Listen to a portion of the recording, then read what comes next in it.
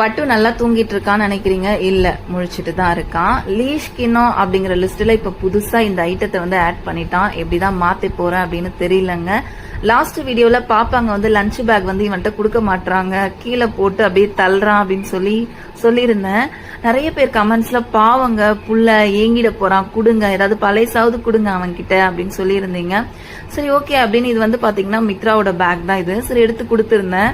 இவன் வந்து பாத்தீங்கன்னா இது எனக்கே கொடுத்துட்டீங்களா, அவ்வளவுதான் நானே வச்சு பண்ற மாதிரி அந்த லீஷை தூக்கிட்டு திரியிற மாதிரி இப்ப இந்த பேகை தூக்கிக்கிட்டே திரியிறான்.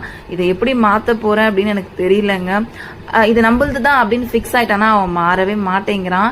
எவ்வளவு சொன்னாலும் கேட்கவும் மாட்டேங்கிறான். இந்த லீஷ் இந்த பேக் கிண்ணம் தூக்குறதெல்லாம் விட்டுடா அப்படின்னா எப்படி ரியாக்ட் பண்றான்னு பாருங்க.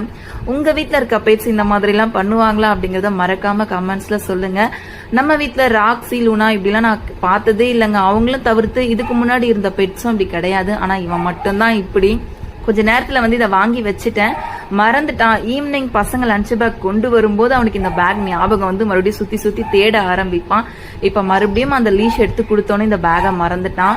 மறக்காம உங்க வீட்டுல வளர்த்த பெட்ஸ் வந்து இந்த மாதிரி இருந்திருக்காங்களா அப்படிங்கறத கமெண்ட்ஸ்ல சொல்லுங்க. ரொம்ப இன்ட்ரெஸ்டிங்கா இருக்குல்ல இதை பார்க்கும்போது. எடுத்துருவா லஞ்ச் பேக் எடுக்கவா